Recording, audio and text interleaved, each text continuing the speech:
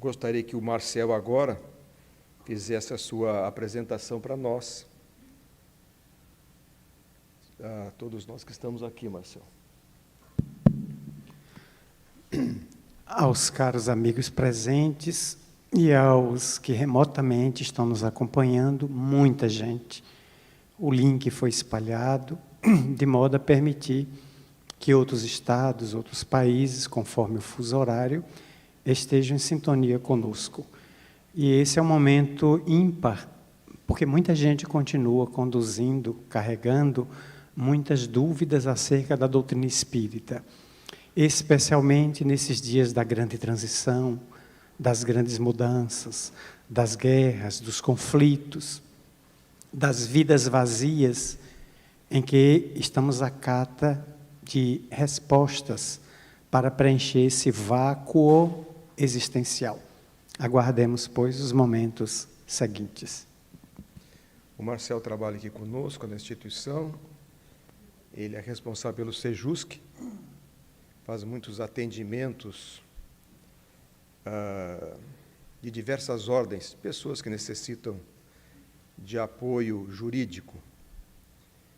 Todos os dias ele dá um longo expediente na casa, fazendo diversos atendimentos.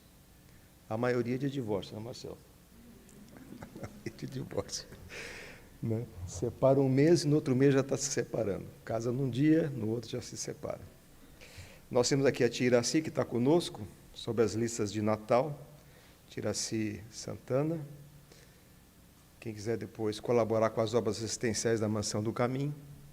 Nós estamos fazendo uma campanha de Natal de 5.000 cestas. Em 2020, assim, no apogeu da pandemia, nós colocamos um número assim, de 10.000. Foi uma audácia, assim, 10.000. Mas foi um sucesso assim, estrondoso. Nós conseguimos muito mais que 10.000, com facilidade. Foi assim, um volume impressionante. E no segundo ano, 2021, 10.000 de novo, e conseguimos atingir já um pouquinho de sofreguidão, já não foi tão fácil. Aí esse ano nós conversamos com o Divaldo e disse, não, vamos botar 5.000. A situação está diferente, né? A economia está diferente. E realmente nós já atingimos 45% da meta. Eu peguei o relatório hoje, fechando o mês de novembro, né? Então deu 45%. Vamos ver se nós conseguimos preencher aí os 5.000, as 5.000 cestas. Mas muitas pessoas estão engajadas, graças a Deus. Hoje é o primeiro dia do mês de dezembro, o último mês do ano de 2022. E no ano passado eu tive assim, uma grande expectativa a respeito desse ano, porque aconteceriam diversas datas importantes. Para casa, para o movimento espírita e para todos nós que nos engajamos de uma forma ou de outra com o espiritismo. E eu fiz muitas reflexões durante o ano a respeito dos acontecimentos, das datas. Eu procurei assim desenvolver um raciocínio que fosse além só do aspecto material, que também pudesse criar um roteiro para trazer às pessoas a segurança que fizeram uma escolha muito adequada com o Espiritismo. Que o Espiritismo não foi algo simplesmente codificado por Allan Kardec de uma forma assim causal. Ele teve um movimento muito profundo, ele foi muito bem pensado durante milênios. E esta casa, o Centro Espírita Caminho da Redenção,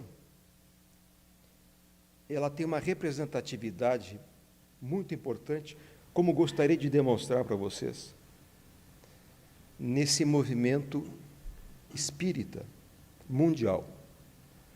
A presença da casa, a presença do nome Mansão do Caminho, que de fato é Centro Espírita Caminho da Redenção, e Mansão do Caminho anteriormente era obra social do Centro Espírita.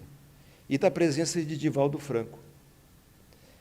E eu, quando comecei assim a pegar as datas e analisar os acontecimentos, principalmente em relação à benfeitora, a quem nós todos temos um especial carinho, uma dedicação, um respeito muito grande por esse espírito. E muitas vezes nós não avaliamos a grandiosidade naquilo que nos envolvemos, que o espiritismo realmente é algo assim grandioso. Não é grandioso porque estamos na mansão do caminho, mas o espiritismo é grandioso como uma orientação mundial para as diversas religiões e como uma fonte que nós podemos buscar como lógica de raciocínio, de explicações para os diversos acontecimentos da vida e uma forma de nós nos aconchegarmos, nos trazendo esperança, nos trazendo uma satisfação com a vida. Não pensando que a vida é simplesmente um roteiro de sofrimento, que às vezes é, mas nos ensina a bem sofrer. Sofrer com paciência, com resignação, com entendimento, com lógica.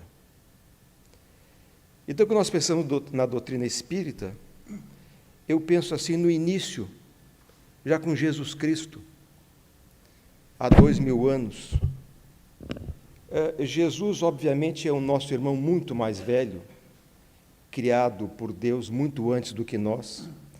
É um espírito puro, como nós estudamos na doutrina espírita, um espírito de sabedoria, que tem uma paciência infinita com as nossas imperfeições, uma paciência muito grande. E tudo que nós enxergamos hoje nesse mundo material, ele foi moldado, ele foi planejado, como nós podemos ler na literatura espírita, no Caminho da Luz, de Emmanuel, nos explicando como a Terra, desde o seu resfriamento, já era uma programação feita por Jesus. Vejo que ancestralidade que ele tem e que sabedoria tem. E quando veio até nós, nesses 2000 anos, ele nos conhecia, sabia das nossas dificuldades, assim, de entendimento, que a evolução humana é uma evolução lenta, é uma evolução muito gradativa, que se dá por séculos. Nós entramos na existência e saímos dela e crescemos assim muito pouco. Nos aperfeiçoamos muito pouco, porque nós carregamos ainda uma carga elevadíssima de, eu não diria de defeitos, mas de imperfeições, que devem ser corrigidas e o tempo é muito insuficiente para tudo. Então, esse planejamento de Jesus, ele sabia que nós iríamos esquecer as suas lições, então ele preparou um roteiro, uma lógica de desenvolvimento, para que chegasse até os dias de hoje e nós pudéssemos ir lentamente nos vinculando a Ele, a lei de amor que Ele estabeleceu para todos nós, a boa nova. Para isso Ele criou um roteiro orientativo e ao longo dos séculos Ele foi colocando espíritos nobres da esfera crística que trabalham com Ele, para que pudessem fazer relembrar à humanidade os seus ensinos. Francisco de Assis, Madre Teresa de Calcutá, Santo Antônio, e assim por diante, ao longo da história, sempre criando núcleos, e o homem, então, até chegar ao Renascimento. E ele pediu, está no Evangelho, rogou ao Pai um Consolador que viesse ter conosco, como está hoje a doutrina espírita, o Consolador prometido por Jesus, que nos faria relembrar aquilo que Ele tinha nos dito, nos explicar aquilo que Ele não podia nos dizer, que nós não tínhamos condições naquela época de entender, e trazer coisas novas, ideias novas, que nós não iríamos absorver naquela época em que estávamos reencarnados há 2000 anos atrás. Então, o advento do Espiritismo chegou. E foi lançado e visto trazida a lume 165 anos atrás por Hipólito Leão Denisard Rivaio, em 18 de abril. Então eu imagino que nesse planejamento para o surgimento da doutrina espírita, ele escolheu, digamos, entre diversos espíritos nobres, aquele que viria à Terra, ele mais alguns que poderiam substituí-lo, que fossem nobres, o suficiente para implantar a boa nova de Jesus, o Espiritismo, para todos nós. Então veio o senhor Hipólito Leão Denisard Rivaio, mais tarde que nós conhecemos com Allan Kardec, e ele foi secundado por uma equipe no mundo espiritual, de outros nobres espíritos, que estariam à disposição dele. Ele faria as perguntas e os espíritos nobres responderiam os questionamentos de Allan Kardec. E assim foi feito. Então, eu imagino que Allan Kardec é um espírito nobre.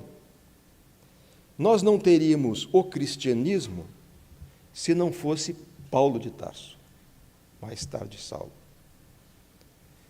que ouviu na porta de Damasco o chamado de Jesus, despertou, passou 3 anos, como nós sabemos, no deserto, se reformando, se modificando, se transformando num outro homem, desvestindo aquela toga judaica e se apresentando como novo cristão.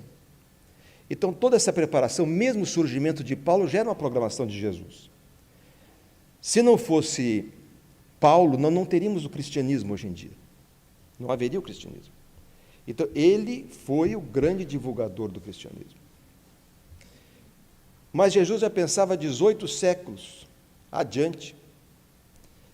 Então veio o senhor Allan Kardec, Messier Rivaio, e naquela época, surgindo lá nos Estados Unidos, em 1848, com as irmãs Fox, o espiritualismo americano, ele evoluiu, foi para a Europa, o espiritualismo europeu, se instalou em diversos países, e houve uma invasão, uma verdadeira invasão de espíritos, de manifestações, de fenômenos especiais que aconteceram em toda a Europa. E médiuns maravilhosos, médiuns de psicografia mecânica, de pneumatografia, pneumatofonia, todos os tipos de fenômenos ele teve a oportunidade de ver, né? Seja com as meninas Boudin, Émile Charles Boudin, Irmãs Tifot, Madame Pleine-Maison, Madame Roger, Leclerc, Roustem, sim, médiuns especiais, não só Irmãs Tifot, como Ruth Céline Jaffé. Então, foram muitos médiuns de manifestações especiais e que deram uma munição, deram condições que Kardec preparasse a codificação da doutrina espírita, em 1857. Mas já naquela época, havia uma preparação paralela. Porque assim como o cristianismo foi implantado por Paulo, o espiritismo necessitava de uma implantação também. Acompanhe meu raciocínio. O espiritismo também necessitava. Ele nasceu na França, a árvore francesa, mas São Luís combinou com Ismael, que são os guias espirituais dos países, para transplantar aquela árvore francesa para o Brasil. Mas isso tudo é um mecanismo das altas esferas crísticas. Então necessitaria um planejamento paralelo que também acontecesse depois do advento do Espiritismo, em 1857. Kardec fez os demais livros da codificação, continuou escrevendo suas cartas, desencarnou em 1869, e aí o Espiritismo teve uma conotação brasileira, digamos assim, uma conotação brasileira. Sor Juana Inês de la Cruz nasceu no dia 12 de novembro de 1671, no México. Desde menina, muito inteligente. Muito inteligente. E uma das línguas que ela aprendeu foi português. Aí eu me pergunto, por que português? Está morando no México. Ela foi uma grande escritora. Hoje as moedas, inclusive mexicanas, têm a esfinge, Sor Juana Inés de la Cruz. Ela teve uma vida breve, pouco mais de 40 anos, ficou 66 anos no mundo espiritual e veio para o Brasil.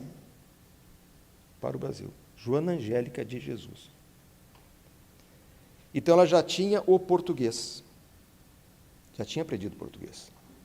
Veio para o Brasil e nasceu no dia 12 de dezembro. E viveu aqui conosco 61 anos. E desencarnou no dia 19 de fevereiro de 1822, há 200 anos atrás, exatamente 200 anos. Há 200 anos atrás, e foi a mártir da independência do Brasil. Por isso que esse ano de 2022 é um ano tão importante. Eu creio que é um ano muito importante. Mas então houve uma preparação também paralela, uma preparação brasileira. Ela desencarnou em 19 de fevereiro de 1822, na baioneta de um soldado português. E logo após ela foi convidada por Francisco de Assis para participar da codificação da doutrina espírita, que iria acontecer 35 anos depois, 1857. Ela tem 2 mensagens no Evangelho segundo o Espiritismo. Mais se dará quem mais tem, e a paciência. E está escrito lá assim, Espírito amigo. São as 2 mensagens que ela escreveu. Então ela já ela participou da codificação da doutrina espírita, estava ali presente. Quando o Divaldo começou a psicografia dele, e ele começava a olhar o espírito, para ver quem era só uma luz, ele não identificava, não conseguia ver quem era. E ela, quando escrevia assim, espírito amigo. Ele achava estranho, espírito amigo. Ela não se identificava. Então, era o mesmo espírito amigo do Evangelho segundo o Espiritismo. Então, veja que preparação. Aprendeu português no México, veio para a Bahia, aqui. Na Bahia se fazia reunião mediúnica, em 1849, antes do lançamento da doutrina espírita, aqui em Alagoinhas, onde Conde dos Arcos, nós temos o documento aqui na mansão, reprimia a conduta das reuniões que se fazia na cidade aqui próxima. Então veja que Salvador, a Bahia, é um berço do Espiritismo. Foi um grande berço do Espiritismo. Então, quando ela foi convidada, ela pediu a Francisco de Assis se ela poderia fundar uma obra voltada para a educação, porque toda a vida dela foi de educação. Ela foi Sor Juana de la Cruz, conhecida também como Juana de Cusa, na época de Jesus, que conversou com Jesus. Ela já era cristã há 2000 anos atrás. Então, como Juana de Cusa, depois Sor Juana de la Cruz, deve ter tido outras reencarnações também no caminho. Então, aprendeu português, veio para a Bahia e pediu a Francisco de Assis para fazer uma obra de educação. Ele disse, olha, minha vida toda foi voltada não só para a educação, mas para a assistência social. Eu posso levar seu pedido a Jesus, mas eu gostaria que você também fizesse uma obra de assistência social, assistir aos filhos do Calvário. Ele levou o pedido a Jesus, Jesus aqueceu, e ela então começou a preparar a mansão do caminho. Centro Espírita Caminho da Redenção. Na época, em 1857, onde ela foi convidada, surgiu a doutrina espírita. Aí nós temos, 70 anos depois, a fundação do Centro Espírita Caminho da Redenção. 7 de setembro de 1947. Ela levou 70 anos recolhendo os filhos dela. Ela teve muitos filhos, eram muitas freiras, muitas pessoas que procuravam. Não, na época de Jesus, Na época que ela teve outras existências na Idade Média, no México, aqui com as freiras em Salvador. Então, tinha muitos homens e mulheres vinculados, 10 mil, ela disse. Então, ela preparou logisticamente esses 10 mil, durante 70 anos, no mundo espiritual, e preparou o Divaldo. Você vai ser preparado, ele escolheu, porque o Divaldo tinha experiências mediúnicas anteriores de elevado coturno, experiências significativas como médium, excepcionalidade como médium. Surgiu, então, lá por 1900, Eurípides Barçanufo, talvez o maior médium conhecido do mundo. Eurípides Barçanufo, sem dúvida, em Sacramento. Médium de efeitos especiais realmente fenomenais. E fez uma obra especial em Sacramento. Logo depois, ela entra, acredito eu, em combinação com Emmanuel, e vem Chico Xavier, Francisco Cândido Xavier.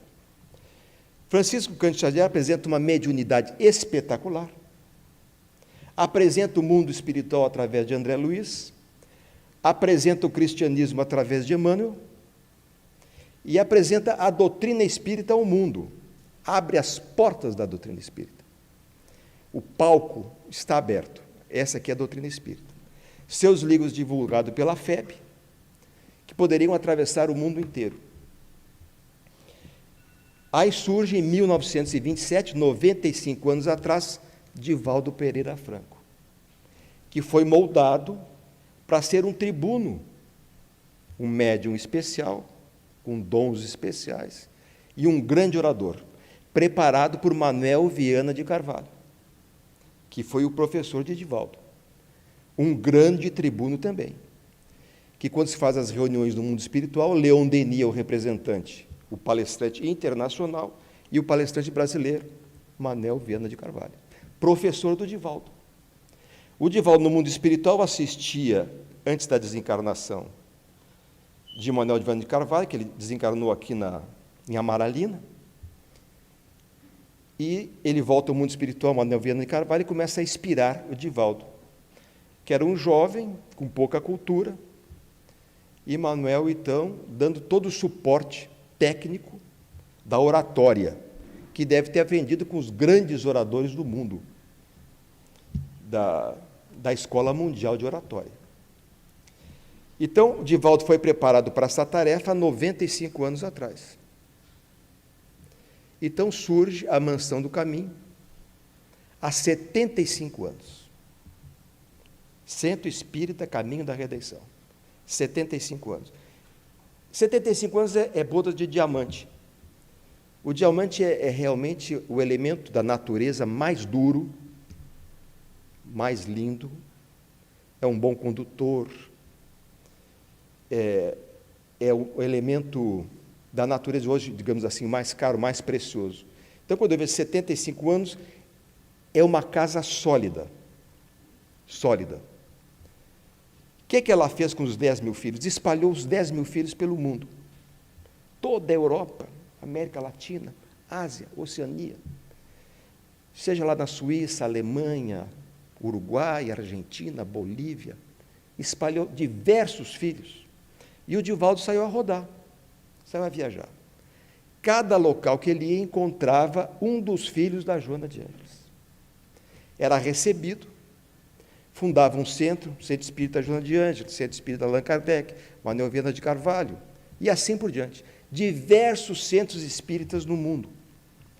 E ela se preparou como uma grande escritora, que já era uma grande bibliotecária no México, estudou muito aqui em Salvador, se preparou para fazer diversas obras da doutrina espírita, que são os livros dela, a série psicológica Joana de Ângeles, estudada hoje em diversas universidades. Então, o que é que eu reflito e penso? A doutrina espírita hoje existe por causa de Divaldo Franco, Paulo de Tarso dos tempos modernos, que levou o espiritismo para o mundo. E a doutrina espírita conhecida hoje foi uma preparação. Quem faria a parte de educação e preparação? Joana de Ângeles.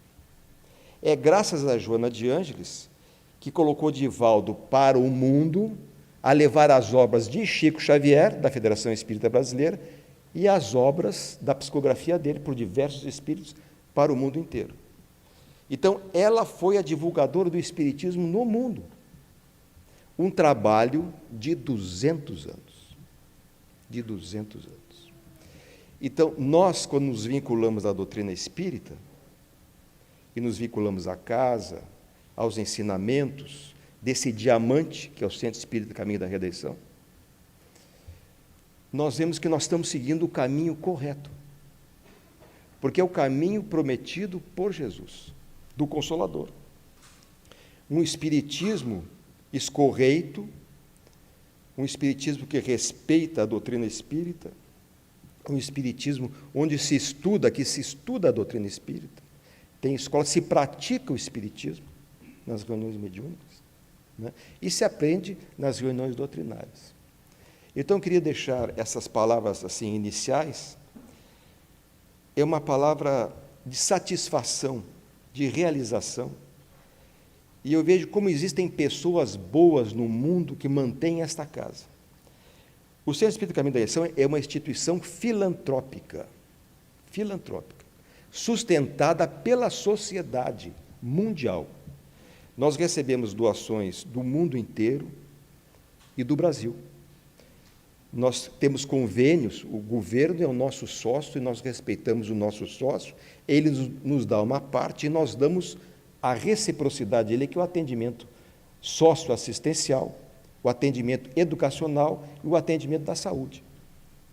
Então, é uma casa que tem uma base não só de 75 anos, mas de 200 anos de preparação. E me dizem assim, mas Mário Sérgio, o que será da mansão sem Divaldo? Vocês creem que Joana de Ângeles, que preparou 200 anos esta casa, ela não preparou os próximos 200 anos desta casa? Mas é óbvio.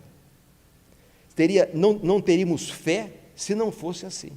O Divaldo nos deixará mais cedo ou mais tarde, um dia, como todos nós, iremos embora, né? Mas eu tenho certeza absoluta, que existe um novo roteiro, um outro caminho, outros caminhos preparados por esse Espírito. Se ela dedicou 200 anos da vida dela, 200 anos, à doutrina espírita, à divulgação do espiritismo, no mínimo 95 da idade do Divaldo, mais 70 anos de preparação dele no mundo espiritual. 165 anos de preparação, ela não entregar, digamos assim, uma casa ao léu, e a casa é de Jesus. A casa foi preparada por ela, por Francisco de Assis, para ser, digamos assim, um modelo para outras casas no mundo, né? Então, eu queria trazer essas palavras para vocês, de entusiasmo, porque eu fico entusiasmado quando eu falo nisso. Eu vejo, essa logística me fascina, ver que preparar 10 mil filhos e largá-los no mundo e as coisas acontecerem. O Divaldo chega, está lá a pessoa, quantos casos ele conta aqui? Está lá a pessoa esperando ele, recepcionando, e funda centro espírita, faz reunião, não para nunca de viajar, como nunca parou. E tudo acontece exatamente, por isso que ela diz que não existe o acaso. O acaso não existe. O acaso é uma preparação que foi desenvolvida no mundo espiritual para acontecer naquele momento e naquele local. Então ela preparou, logisticamente, o desenvolvimento da doutrina espírita e do espiritismo para os próximos milênios. Vamos agora para o intervalo, então. Falando sobre espiritismo, que é responder as perguntas que nos chegaram, e mais algumas que eu tenho aqui que vem pelo YouTube. Então, a primeira pergunta eu passei para o Marcel, né? O que é o Natal segundo o Espiritismo? É a revivescência do nascimento de Jesus na manjedoura em Belém de Judá. Não sabemos a data, porque a cristandade do Ocidente, de maneira arbitrária, mas sábia, fixou a data em dezembro, no dia 24, para substituir nesse dia o culto a Mitra, que era um deus ancestral, representado por um símbolo todo de ouro. E o Papa, que era, na verdade, um bispo de Roma, Damásio, resolveu inserir nessa data para ir apagando o culto a Mitra. Inteligentíssimo esse Papa, ou esse bispo, conseguiu. Mitra foi apagando e o cristianismo foi tomando conta do mundo romano. Os anos se passaram, a humanidade penetrou a grande noite medieval, e aí os fatos começaram a ser alterados de mais ou menos 200 anos para cá, quando surgiu na então Rússia czarista, depois União Soviética, agora Rússia de novo, a figura lendária, mitológica, porque ele nunca existiu, do velho Nicolau. Nicolau seria um velhinho que na noite de Natal, lenhador, construiria com restos de madeira brinquedo para as crianças pobres da sua aldeia. E saía com um saco de casa em casa no meio da neve, porque lá é inverno, no dia 21 de dezembro, daqui a 20 dias, nós penetraremos o verão. E vamos até março. Mas no norte, eles vão penetrar a grande noite do inverno. Muito bem, e aí começa o mito. Aí surge a figura de Nicolau, que hoje é padroeiro da Rússia. São Nicolau. Mas ele usava inicialmente azul e branco, simbolizando as cores da Rússia, então, de Paulo I, o czar, Nicolau II, mais tarde, outro grande czar. E esse velhinho, depois, ele resolveu viajar para a Inglaterra. E lá na Inglaterra ele ganhou o nome de Santa Claus. Depois ele atravessou o Oceano Atlântico e foi para os Estados Unidos. Aí o refrigerante afrodescendente, que o financia, fez um contrato com ele, disse: tira essa roupa azul, a gente quer você de vermelho e preto. E vamos lhe dar uma rena, vamos lhe dar um trenó, e você vai correr o mundo com essas renas, distribuindo brinquedo. Aí o velhinho passou a ser símbolo do Natal. É o novo Mitra. O Mitra que tem o objetivo não declarado de apagar o aniversário do menino. Então, se é um aniversário, nós temos o dever cristão de resgatar a figura de Jesus na noite de Natal, narrando para as crianças, para os adultos, conforme Mateus coloca, o nascimento dele, porque foi o único que narrou o nascimento, foi Mateus. Narrar, botar as crianças para fazerem autos de Natal, interpretar papéis, para ir inserindo, inoculando nelas a ideia desse nascimento. E, naturalmente, temos aí um novo Mitra para superar o mito das coisas, dos objetos, que representa o materialismo. Ah, mas ele traz alegria em presentes que se quebram no mês de janeiro. O menino permanece o ano todo conosco em forma de paz, de harmonia. Por isso, o Natal para a doutrina espírita e para os espíritas é a revivescência do nascimento de Jesus. Não nas manjedouras de acrílico, de madeira, de chumbo, de palha, porque tudo isso é transitório. A manjedoura deve ser interna. Se Jesus nascer na alma e no coração de cada um, o Natal, como diz a música do Roupa Nova, é todo dia. Bem, nós temos uma pergunta aí que nos chega do público. Por que ainda temos tanta dificuldade de vivenciar a mensagem de Jesus? A alma humana, nós somos seres milenares. Desde a criação por Deus como um princípio inteligente, evoluímos aí ao longo dos milhões de anos, até sermos almas primitivas, passando pelas diversas fases da evolução, mineral, vegetal, animal, hominal. Então, a evolução é muito lenta da humanidade. Nós temos dificuldade de entender a mensagem. E muitas vezes o mundo, nós nos propomos, quando nos adentramos no corpo físico, fazemos muitas promessas no mundo espiritual. Tem um livro muito interessante de Manuel Filomeno de Miranda, é um opúsculo, um livro pequeno, um libreto, Temas da Vida e da Morte, na primeira capítulo, se chama Reencarnação. Ele dá uma aula sobre como se processa a reencarnação, assim como o André Luiz faz também. Mas é de uma lucidez, e ele explica que nós, no mundo espiritual, nos preparamos muito, a maioria dos espíritos medianos, que somos todos nós, sem falar das reencarnações compulsórias, ou as reencarnações que se preparam com muito detalhe, de espíritos nobres que vêm à Terra para servirem de orientadores da humanidade. Então, nós temos certa dificuldade, porque a carne, ela às vezes cria uma barreira, e nós nos propomos no mundo espiritual a determinadas tarefas e nos desviamos do caminho.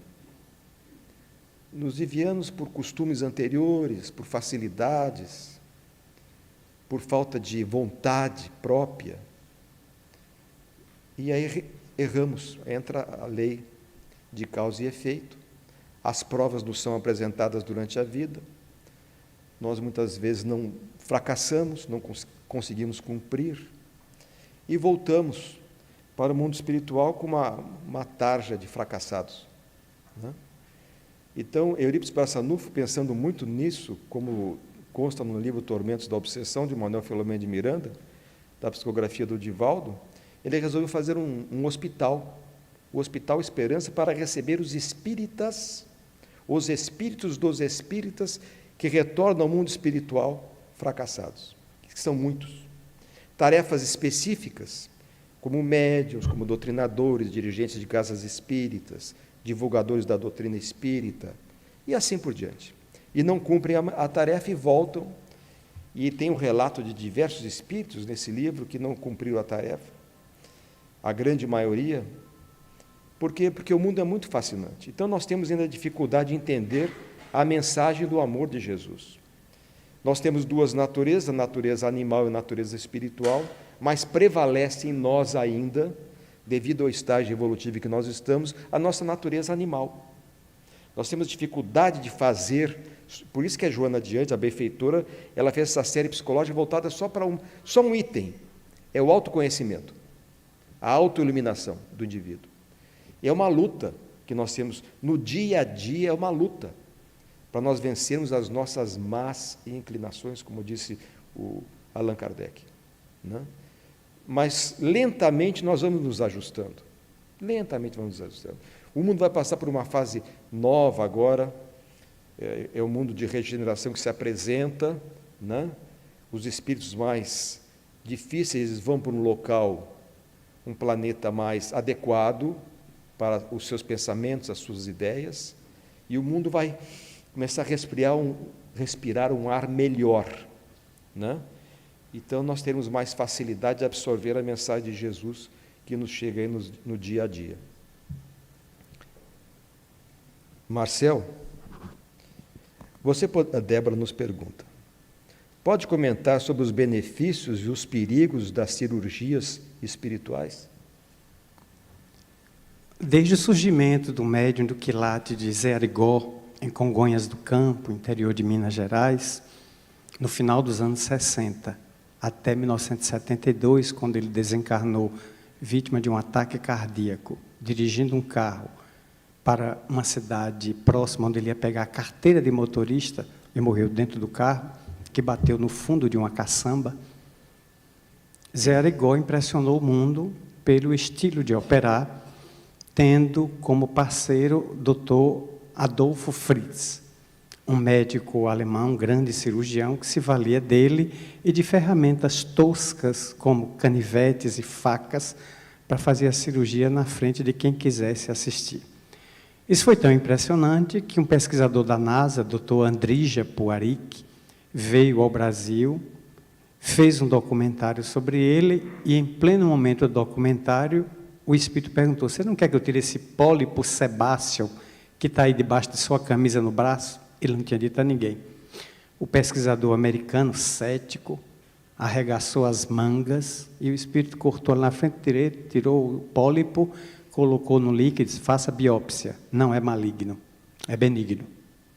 Então, Andrija Puari, que voltou para os Estados Unidos, abalado nas convicções. Creio que, pelo tempo, ele já não está mais no corpo, esse pesquisador.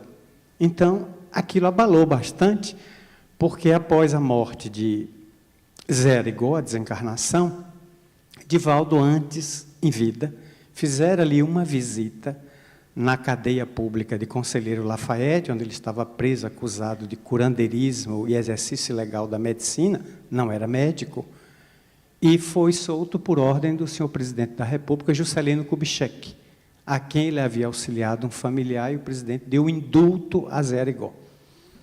E, portanto, ele foi solto, e a cidade o ovacionou, tempos depois ele desencarnou. Mas, em vida, preso, Divaldo fez uma visita a ele. E, conversando com ele na prisão, o espírito Fritz tomou Zé Arigó e disse: Divaldo, vou deixar com você uma senha, porque daqui a 20 anos, 2 décadas, eu voltarei a trabalhar por um outro médium, muito melhor do que este. Divaldo anotou a palavra, uma senha, que o espírito disse a ele, e os anos se passaram, Zé Arigó voltou ao além, e anos depois surge em Recife Edson Cavalcante Queiroz, médico com formação em medicina e médium. Começa a trabalhar, impressiona, chama a atenção do mundo, vai para a mídia, é a época da televisão, programa Terceira Visão, na Rede Bandeirante, que era apresentado por Gasparetto, e teve um grande impacto nas noites de terça-feira, e ele fez cirurgia, época também do padre Oscar Gonzalez Quevedo, que se insurgiu contra essas cirurgias e tentou desmoralizá-las. Hoje está desencarnado, averiguando no além se o que ele combateu é verdade ou mentira. E aí, é o tempo que Divaldo vai a Recife com um grupo de cirurgiões de São Paulo, céticos, homens que não acreditavam naquilo, e o grupo de cirurgiões vê as cirurgias, realizadas por Dr. Edson Cavalcante Queiroz com bisturi, portanto, uma técnica cirúrgica bem avançada, porque ambos eram médicos trabalhando, o desencarnado pelo encarnado, e aí o espírito se dirige por Edson e diz: lembra da senha que eu lhe disse lá em Conselheiro Lafayette? Adivaldo se lembra. Não foi essa que ele disse? Adivaldo se foi. Era o mesmo espírito por 2 médios. Então, o fenômeno é robusto, não resta dúvida. Entretanto, o espiritismo apresenta reflexões sobre as cirurgias espirituais, porque ela pode curar o corpo. O espírito desencarnado, cirurgião, se valendo do médium, me abre, me tira a problemática, a teratologia, o abscesso, o câncer, o pólipo, corrige o órgão que está doente. Mas se eu não mudar de conduta, outra doença se instala no psiquismo e amanhã adoece o corpo de novo. E a proposta do espiritismo não é curativa. Quem tem proposta curativa é a medicina. O espiritismo é uma doutrina preventiva.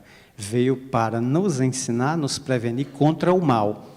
Então, toda forma de cirurgia acadêmica, convencional, mediúnica, é valiosa, porque ela dá ao indivíduo uma trégua, uma moratória, uma possibilidade de continuar avançando. Mas é fundamental que agora, saudável, ele se imuna, se forre contra o mal, as más inclinações, os vícios, as perturbações, os arrastamentos, as paixões, e tudo quanto degradam moralmente, carreando novas enfermidades para o psiquismo. Muito bem. Nós temos uma pergunta aqui de Meuri. Todos os espíritos que estão aqui encarnados são espíritos que estão na Terra desde os tempos de Jesus? Nós podemos ler na doutrina espírita que existe uma transmigração de mundos, né? Espíritos em diversos mundos. Muitos chegam, muitos saem. Então, existe uma renovação constante. Por exemplo, Miguel Ângelo, Leonardo da Vinci, Rafael, são espíritos de uma cultura, uma sabedoria especiais. Então, eles vieram à Terra para impulsionar, segundo as informações que nós temos, o desenvolvimento da humanidade. São espíritos realmente que vieram de outras esferas outros planetas, outros mundos, e vieram trazer luzes para a humanidade. Muitas crianças índigo, que hoje nos chegam, crianças cristais, são espíritos também especiais, que têm, inclusive, características físicas, alguma dificuldade, às vezes, com o corpo físico que nós estamos usando. Então, existe uma renovação na esfera terrestre. Uma renovação e, como eu disse anteriormente, muitos dos espíritos, esses embrutecidos, sexólatras, violentos, criminosos, eles estão tendo uma oportunidade agora. É uma oportunidade. Se eles não se adequarem, eles serão deslocados para outros planetas condizentes com o nível espiritual deles. E a Terra, então, passará por um período de renovação. Chegará novos espíritos mais evoluídos nas diversas ciências da humanidade para impulsionar o nosso crescimento, para que ele não seja simplesmente tecnológico, mas que passe também por um desenvolvimento moral, cultural, de aperfeiçoamento do homem para esse novo mundo que nos espera, um mundo de transformação e de regeneração.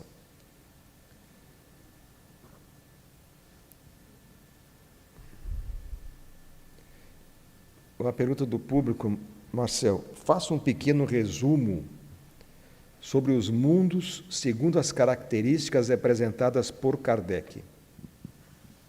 Teríamos que fazer um resumo da síntese da microfilmagem, né?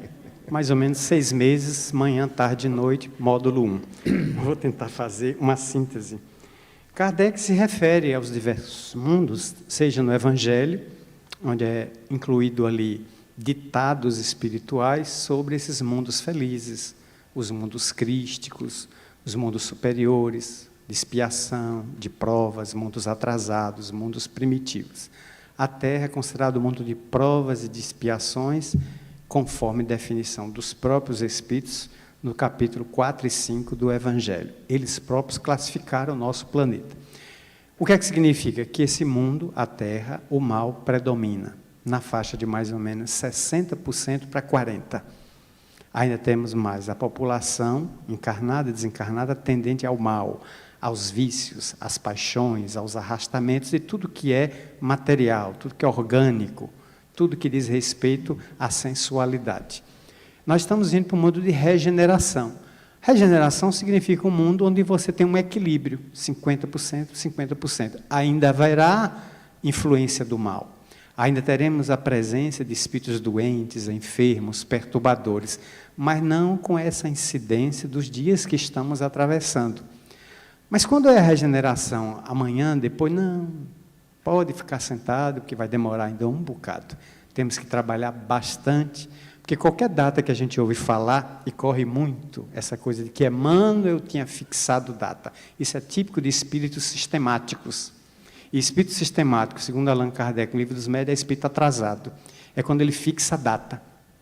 Daqui para 57, a data possível, dita por Emmanuel, nós já estamos em 23, praticamente às portas do ano 23.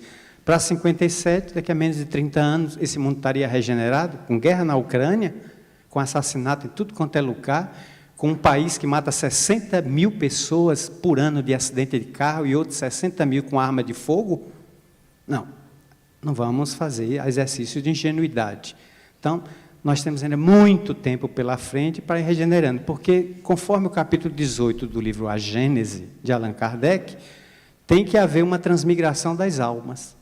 Parte hoje da população da Terra vai sair pela desencarnação e não volta.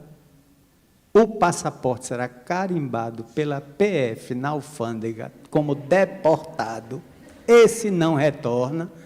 E uma turma boa chega com passaporte novo e compromissado com o bem. Mas essa turma, para dar resultado, precisa de pelo menos 30 anos na matéria, que é quando se atinge a idade adulta e ela pode interagir na sociedade, a interagir na política, no esporte, na economia. É o período fecundo da criatura humana, o período da mocidade para a madureza. Temos que observar esses períodos cronológicos e biológicos também.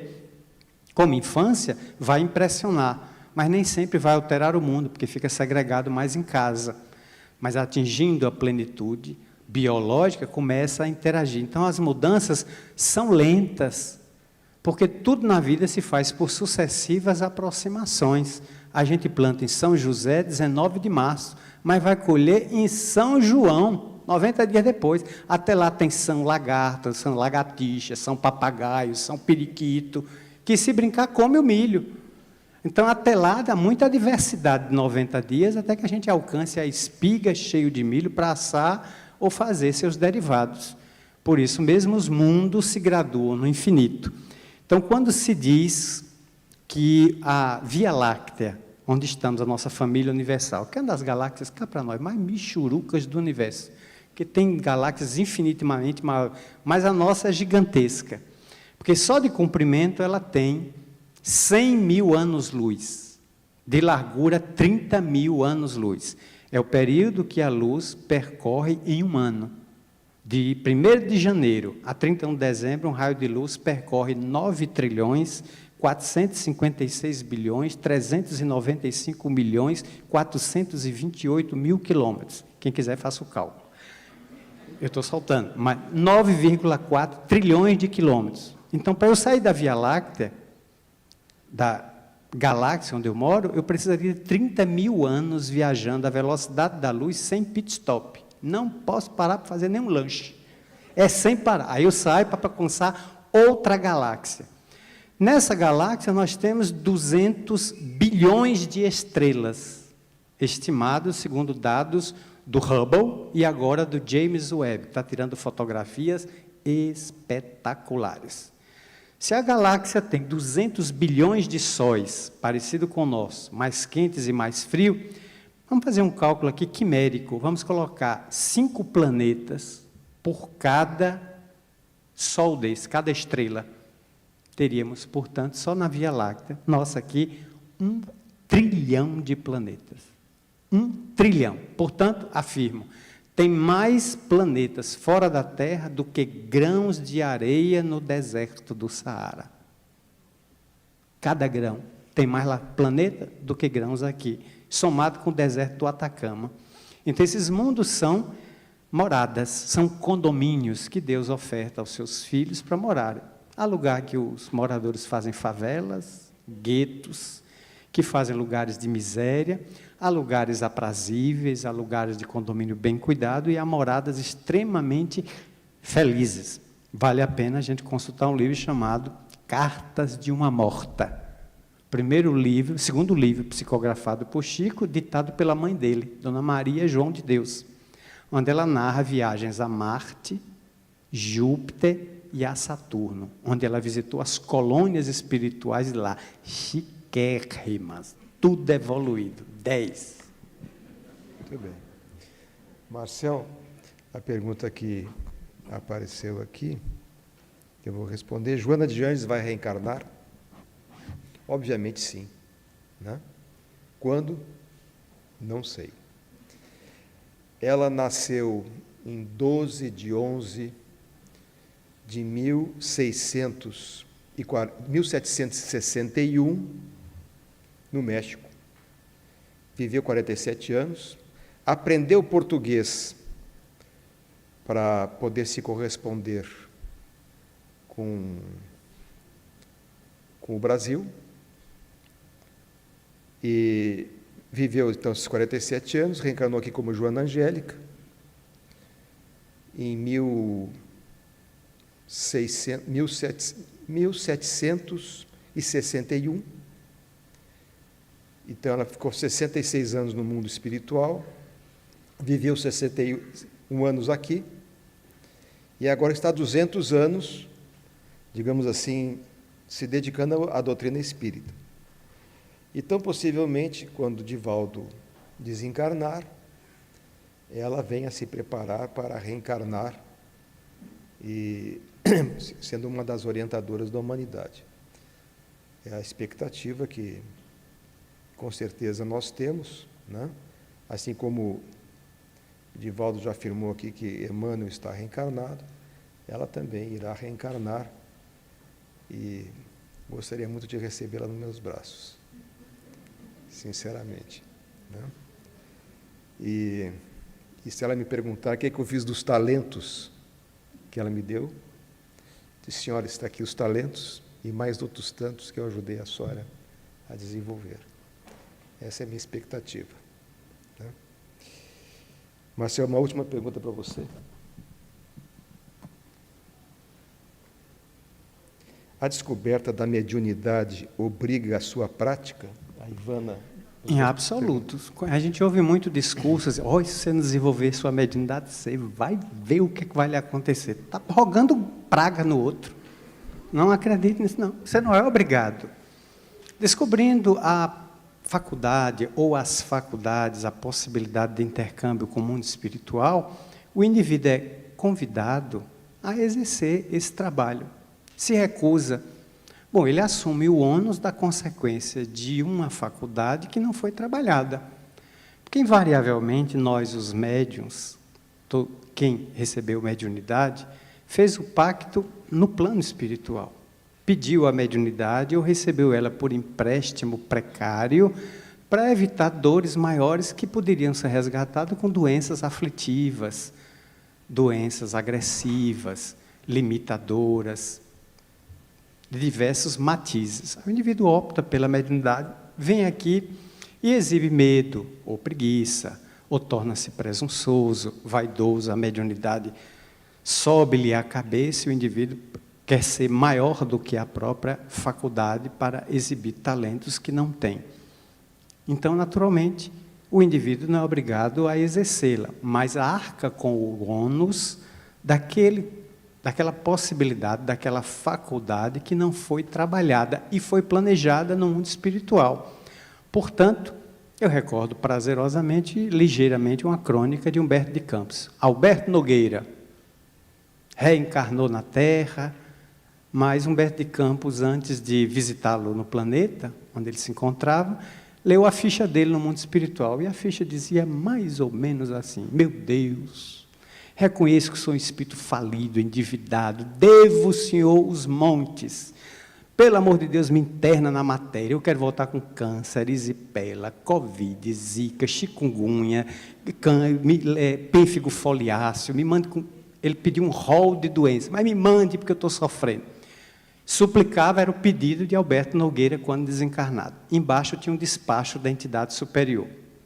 A divindade dispensa sacrifícios. O pai não deseja o sofrimento no filho. A vida pede misericórdia. O postulante reencarnará como médium. Só isso. Alberto voltou para a Terra e era médium. Conheceu o espiritismo cedo, a mãe era espírita, levou para a evangelização, ele militou no centro, se entusiasmou na juventude, cresceu, a faculdade apareceu por volta dos 30, 40 anos de idade, de cura de obsessões graves. E ele atuou no centro, toda semana ia 3 vezes. 6 meses depois ele ia 2 vezes. 6 meses depois ele ia 1 vez. Depois ele passou a ir 1 em cada semestre. Depois de 2 anos, de 2 em 2 anos, ele aparecia no centro. Depois ele não foi mais. Só que surgiu um caso de obsessão no centro. Uma moça atacada de subjugação, com a mãe desesperada. Foi ao centro. E o presidente do centro disse: não, Alberto Nogueira não milita mais aqui. Tem anos que ele não aparece. E onde é o endereço dele? Na periferia da cidade. E Humberto de Campos, espírita, acompanhando aquela família em desespero. A mãe, então, chegou à porta da casa: seu Alberto, minha filha está aqui louca dentro do carro, numa camisa de força, em desespero. O que é que eu tenho a ver com isso, minha senhora? Disseram que o senhor pode ajudar. Não, eu já fui, ajudei muito, mas só quem eu conheço que trabalha de graça é o burro. Tenho família, a senhora acha que eu vou me envolver com doença dos outros para trazer doença para minha família? Não, senhora, não trabalho mais nisso, não. E a mulher botou a filha, louca, dentro do carro e foi buscar ajuda em outro lugar. Aí Humberto de Campos encerra a crônica.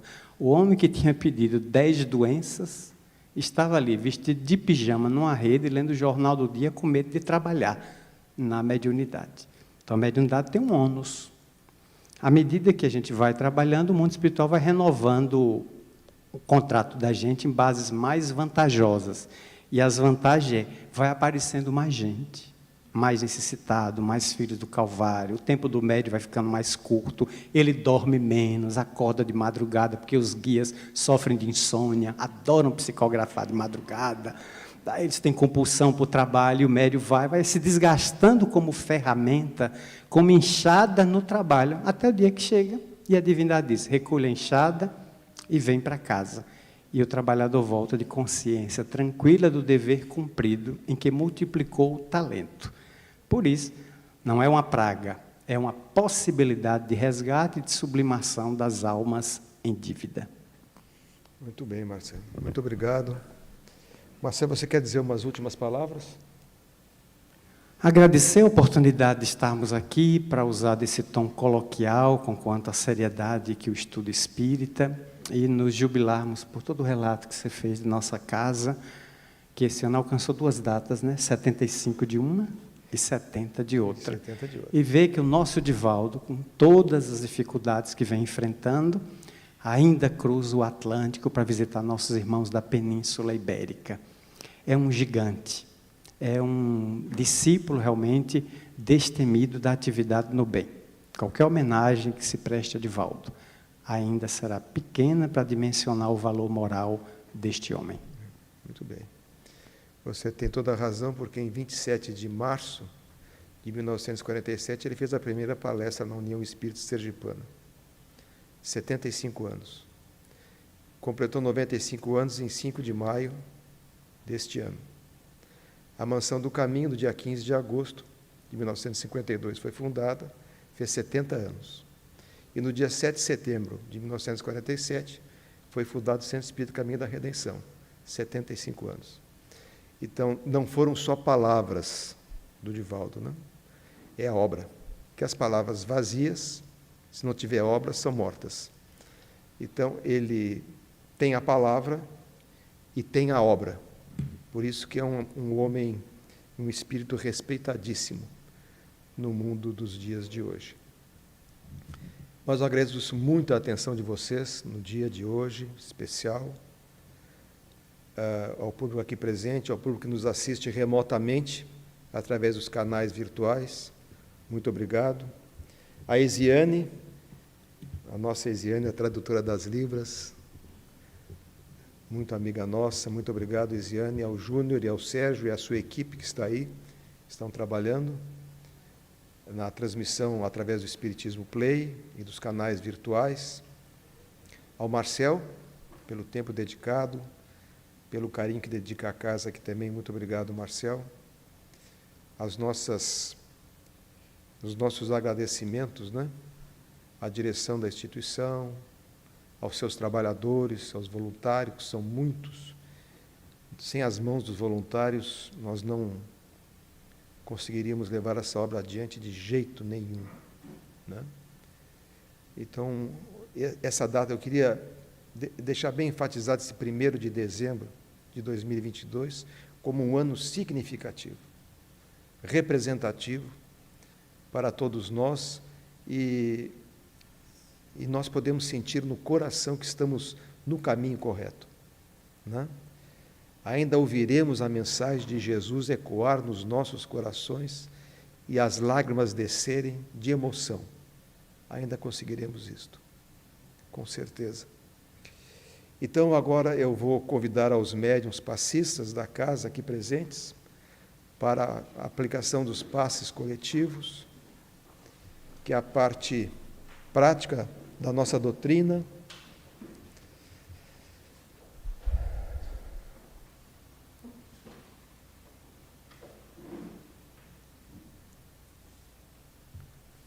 Senhor e Mestre Jesus, como és bom. Dissestes que bom é o Pai. Tens razão. Como Deus é bom. Como Deus nos ampara. Nós não percebemos as sutilezas do mundo espiritual. Aquilo que não nos acontece por generosidade e misericórdia divina.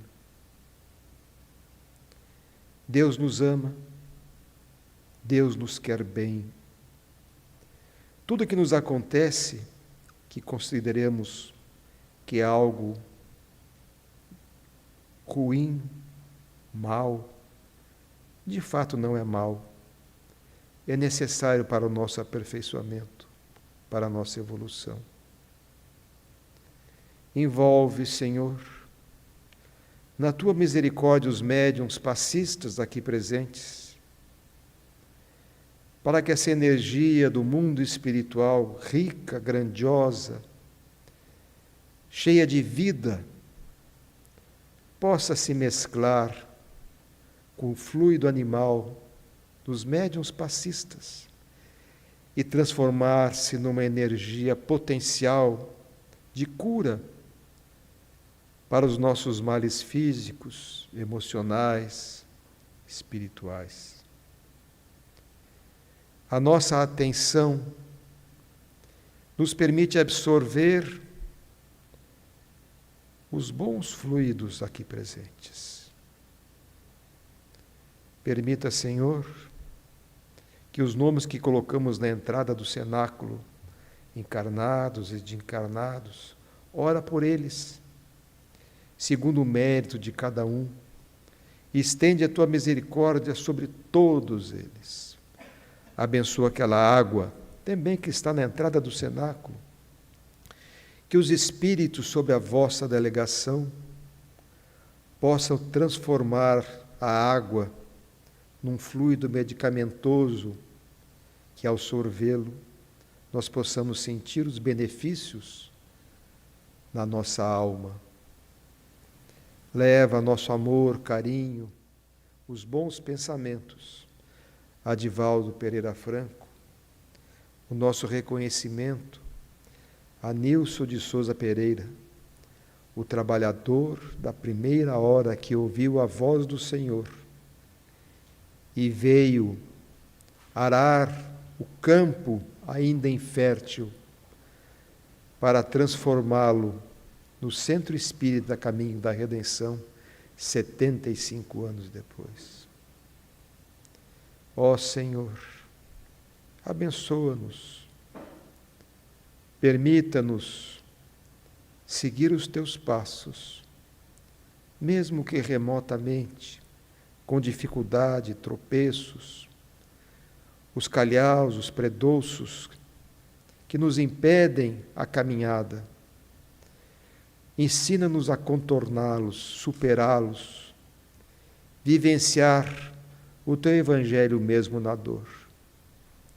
Sê conosco, Senhor, retornando aos nossos lares, levar a tua mensagem no nosso coração, para os nossos familiares, companheiros, amigos, filhos, aqueles que vivem conosco. Abençoa-nos, sê conosco, hoje e por todo sempre, Senhor, e que assim seja. Está encerrada a reunião da noite de hoje. Muito obrigado a todos.